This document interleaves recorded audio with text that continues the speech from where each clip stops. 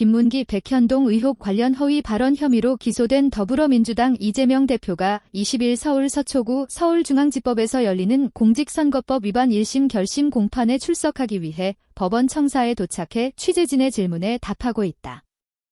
검찰이 지난 대선에서 허위 사실을 공표한 혐의로 기소된 이재명 더불어민주당 대표에게 징역 2년을 선고해달라고 요청했다.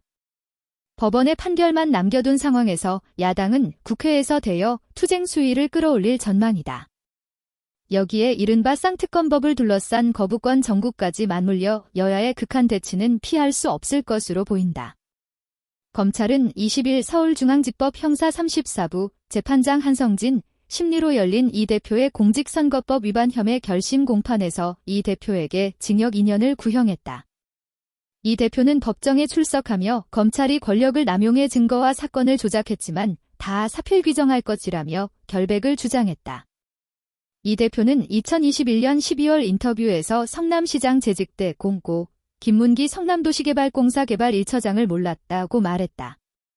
같은 해 10월 국정감사에서 백현동 한국식품연구원 부지 용도 변경 특혜 의혹에 대해 국토교통부가 직무유기로 문제 삼겠다고 해 응했다는 취지로 언급했다. 검찰은 이런 발언이 허위 사실이라고 봤다. 검찰은 피고인은 당선을 위해 김 전 처장과의 관계를 부정해야 했고 방송에서 거짓말했다고 했다. 이어 백현동 의혹과 관련해 피고인은 지금까지도 국토부 공무원이 누구인지 언제 협박을 받았는지 기본 사실조차 특정하지 못하고 있다며 구형 이유를 밝혔다. 이 대표는 지난 6일 재판에서 김 전 처장과 호주 출장에 동행한 게 사실일 수 있으나 기억이 불분명해 모른다고 말한 것은 허위가 아니라고 반박했다. 백현동 발언에 대해선 이날 국토부에서 압박이 왔다고 한 것이 아니다. 여러 사례 중 하나라는 표현이었는데 표현력이 부족했다며 누가 말로 압박을 이렇게 했다고 특정한 것도 아니다고 했다. 이 대표가 100만 원 이상의 벌금형을 받으면 의원직을 상실하고 5년간 피선거권이 박탈돼 차기 대선에 출마할 수 없다. 민주당은 대선 때 보전받은 선거비용 434억 원을 반환해야 한다. 다만 21대 대선 전까지 대법원 확정 판결이 나오지 않을 수 있다. 위증교사 의혹 사건은 오는 30일 결심 공판이 예정돼 있다.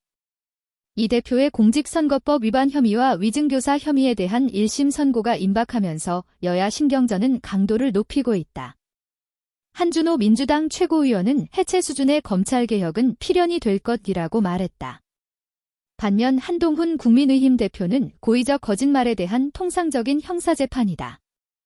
통상적 구형이 있었고 통상적 결과가 날 것이라고 했다.